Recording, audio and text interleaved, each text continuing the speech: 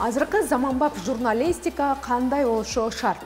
Мурда журналистика так 3 багытка бөлүнчү. Бул телевидение, радио жана басма сөз. Ал эми бүгүнкү күндө конвергенттик журналистика деген пайда болду. Конвергенттик деген бул латын тилинен алганда аралашуу дегенди түшүндүрөт. Демек бардык багыттардын бири-бирине айкалышуусу, аралашуусу, жуурулушуусу, интеграция болушусун түшүнсөк болот. Бир эле маалыматты бир эле убакытта ар кандай түр менен, ар кандай ыкма менен заматта таратышыбыз керек. Ошондуктан так багытка бөлүүнүн кереги жок. Журналист бүгүнкү күндө универсал болушу керек. Беш аккаунт ачып койгом, иштете албай турам. Ишкердик да эми алар. Бирок менин баягы эртең менен кире берүү адатым Facebook'та да. Мен негизинен блогер катары кайсы бир шайлоонун астында эменин Внимание, проект.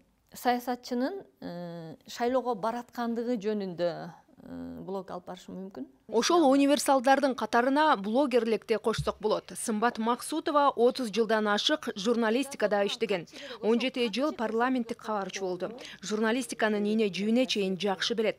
Бирок замандан артта калбай, азыркы убакта тренинг окууларды өтүп, блогерликти алдыңкы орунга койду. Мен атайын статистикасын эртеси күнү ачып карайм, канча ахват болгон, кимдер маани берген, кимдер карап өтүп кеткен, кимдер комментарий жазган, мен баарын карайм. Көз жазымда калбайт экенин билдим дагы, ошол дагы адамды тарбиялайт экен, жөндөн жөн бирдеме жазып чыгара берүү мүмкүн эмес экенин билдим да.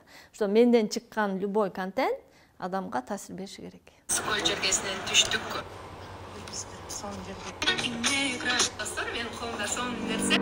Блогерлик жана журналистика бүгүнкү күндөгү алардын айкалышуусу жана келечеги кандай болот? Журналист юридикалык жактан катталган массалык маалымат каражаттарында редакцияда иштеген же ошону менен кызматташкан кадимки адам. Ал сөзсүз өзүнүн чыгарган продукциясын, маалыматын редактор менен гана кеңешет. Ал эми блогерлик деген эмне? Бул кесип эмес. Бул жөн гана хобби. Блогер кааласа саанчы болот, кааласа айдоочу болот, кааласа, бирок алар үчүн кандайдыр бир мыйзам иштелип чыккан эмес. Журналист менен блогердин айырмасы эмне дегенде? Айырмасы мыйзамда. Атайын мыйзам, блогер үчүн мыйзам жок болсо дагы, бирөөнүн кадыр баркына, ишкердик беделине эшек келтирсе, анда анын жоопкерчилиги жалпы адамдарга чейешелүү жарандык кодекс менен каралат.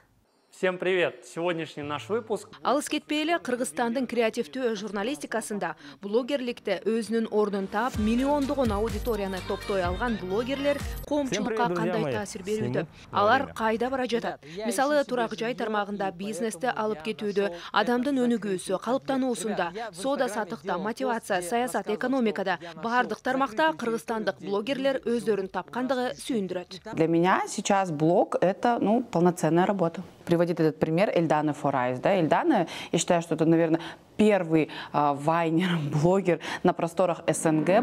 Журналистиканын кайсы бир багытын же агымын тандап алсак, ошол эле блогерлик менен дагы кызыгып жүрсөк, эч качан чындыкты жана жазган маалыматыбыз үчүн жоопкерчиликти унутпашыбыз керек.